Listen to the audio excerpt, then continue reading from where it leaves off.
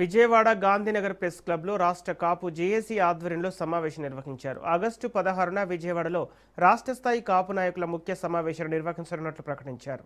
ఈ సమావేశానికి అన్ని రాజకీయ పార్టీల నాయకులతో పాటు ఇతర రాష్ట్రాల కాపు నేతలను కూడా ఆహ్వానిస్తున్నట్లు తెలిపారు. కాపు సామాజిక వర్గ అభివృద్ధికి ప్రభుత్వం ప్రత్యేక చర్యలు తీసుకోవాలని డిమాండ్ చేశారు. రాష్ట్ర వ్యాప్తంగా కాపులకు కళ్యాణ మండపాలు నిర్మించి వాటిని కాపు కార్పొరేషన్ పరిధిలోకి తీసుకురావాలని కోరారు. అలాగే కాపు కార్పొరేషన్కు 3,000 కోట్లు కేటాయించాలని ప్రభుత్వం డిమాండ్ చేశారు. ఈ అంశాలపై ఆగస్టు 16న సమావేశంలో కీలక తీర్మానాలు చేసే అవకాశం ఉందని రాష్ట్ర కాపు జేఏసీ నేతలు వెల్లడించారు. రాష్ట్రంలో ఉన్న నాయకత్వమే కానీ, సామాజిక వర్గంలో ఉన్న సంఘీయులే కానీ, నాయకులు కానీ వీళ్ళందరినీ పిలిచి మేము ఏకతాటిపై ఉన్నామనే గుర్తు చేయడానికి ప్రభుత్వాలకు కానీ, గత ప్రభుత్వాలకు కానీ, ప్రతిపక్షాలకు కానీ ఒక గుర్తు చేయడానికి, అలాగే మరి ఈ సామాజిక వర్గంలో స్వతంత్ర సమరయోధులు అనేక మంది ఉన్నారు. ఈ దేశం కోసం, ఈ రాష్ట్రం కోసం, ఈ ప్రజల కోసం పాటుపడిన వాళ్ళు అనేక మంది ఉన్నారు. మరి వాళ్ళ స్మృతికి కానీ, విద్యార్థులు హాస్టల్ వసతికి కానీ ఇట్లాంటి కావాలనే గతంలో డిమాండ్ చేశాం.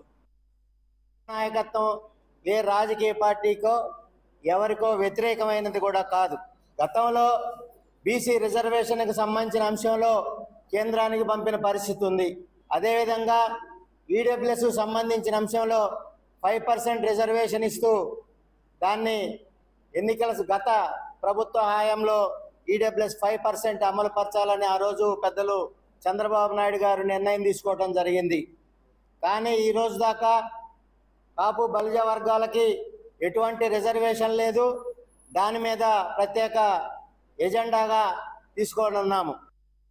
గ్రామ స్థాయి నుండి మన రాయలసీమ జోనల్ స్థాయి, మొత్తం రాయలసీమ స్థాయి వరకు కూడా ఒకే బాటలో, ఒకే మాటలో, ఒకే మార్గంలో నడుస్తున్నాం. కొన్ని నిర్ణయాలు చేసుకున్నాం. రాజకీయ పరపతే కాదు మా సమస్య అనేది. ఏదో రాజకీయాలు, మాకు అక్కడ సీట్లు, మాకు ఇక్కడ ఇది అనేదే కాదు.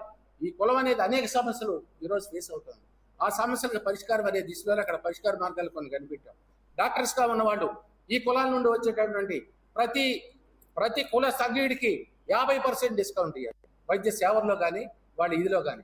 అట్లాగే వ్యాపారస్తుల్లో ఉన్నాడు, అట్లాగే విద్యా సంస్థల్లో ఉన్నటువంటి వాళ్ళు, అట్లాగే వివిధ రంగాల్లో ఉన్నటువంటి వాళ్ళు అందరూ కూడా ఈ ఎవరికాళ్ళు ఇంటర్నల్గా హెల్ప్ చేసుకుంటూ, మరి అదే రకంగా ఏ పార్టీలో ఏ వ్యక్తి నిలబడినా ఆ వ్యక్తికి ఈ కులం అంతా కలిసి ఒక సపోర్ట్ ఇచ్చి మనం అన్ని పార్టీల్లోనూ, అన్ని వ్యవస్థల్లోనూ కూడా బలోపేతం కావాలన్నటువంటి